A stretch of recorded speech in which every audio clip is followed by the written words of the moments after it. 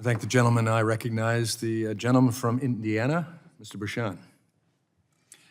Thanks to Chair Bill Aracas for calling today's hearing, and thank you, Secretary, for being here and taking your time today to answer our questions. I think it is critical that Congress and the Department of Commerce do everything in their power to ensure that the United States remains the world's leader in innovation and that companies of all sizes are able to compete globally. That is why I'm pleased that this committee and the House of Representatives have recently passed the Promoting Resilient Supply Chains Act and the Deploying American Blockchains Act, both of which I co-led with Representative Blunt Rochester.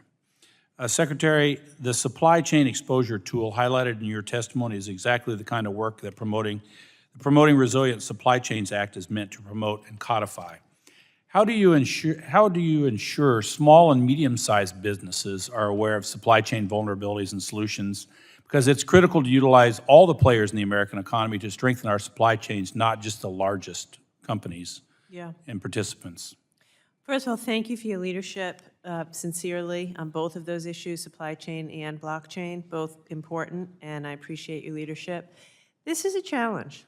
There's no quick answer to this one, and I worry about it a lot. The biggest companies have the resources. It's actually the little companies who struggle the most. I'll tell you what a couple things we're doing, but I would also look forward to working with you on this. We run the Manufacturing Extension Partnership Program at the Commerce Department, MEP. We have made sure that and all they do is work with small manufacturers. Your state has one, every state has one. We've put a supply chain person in every MEP. So if you're a little manufacturing company in Indiana and you're going to the MEP, there is a supply chain representative who will help you think through your supply chain. We have the Manufacturing USA Institute, same thing, focused on supply chains. The Commerce Department also has in every state a local representative, a business agent.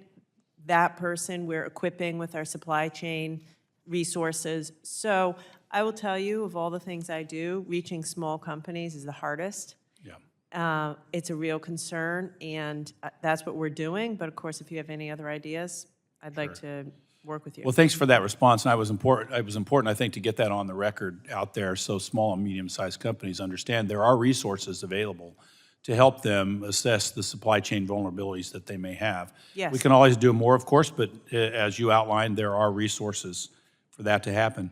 I'm also deeply concerned the trend of blockchain developers leaving the United States or forming in adversarial nations like China, which is why we introduced the Deploying American Blockchains Act.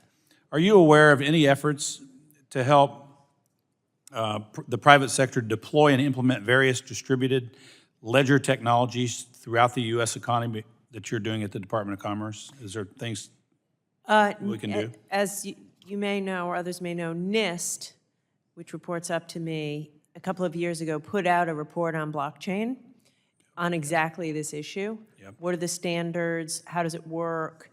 They do a lot of work with small companies, by the way, NIST. And so it's a tool, the blockchain report, to help companies learn how to implement blockchain, which is, as you know, distributed ledger technology is obviously very important for things other than just crypto. Sure, that's exactly right. You know, I think when people hear blockchain, they think crypto. Don't think that. Think blockchain, think industrial, manufacturing. Agreed. In fact, that was a challenge when we did the legislation to change that. Another issue that we share concern with is around the possible cyber and security threats to consumers.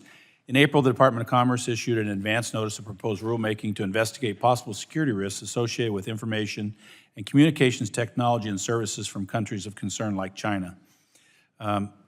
I think it is important and critical that the government work alongside industry to help ensure that we do not stifle innovation. Starting out, have we had any instances our foreign adversaries are attempting to, for example, hack a connected vehicle out there? Because the concern is, a broad attack on connected vehicles in the United States could be a pretty serious national security risk. Huge. Fortunately, right now, China doesn't sell many vehicles in the U.S., and that's why we want to get on top of this, before they do. The new cars, not autonomous vehicles, but a new electric vehicle, has thousands of sensors. It'll blow your mind, as it did mine. They listen to what you say in the car. They track where you go. They track your patterns. It's run by software. All the data can get back to Beijing. So what we are doing, we're in the process right now. We hope to put the rule out later this year to make sure that that data can't be collected and go back to the Chinese. Okay. I'm out of time, but I just wanted, with your indulgence, Mr. Chairman, I wanted to say this. I hope that you can commit to following the formal rulemaking process and collect industry feedback on the proposed rule before it's finalized. Yes, Thank I you will very do much. that. I yield back. Thank the gentleman. I recognize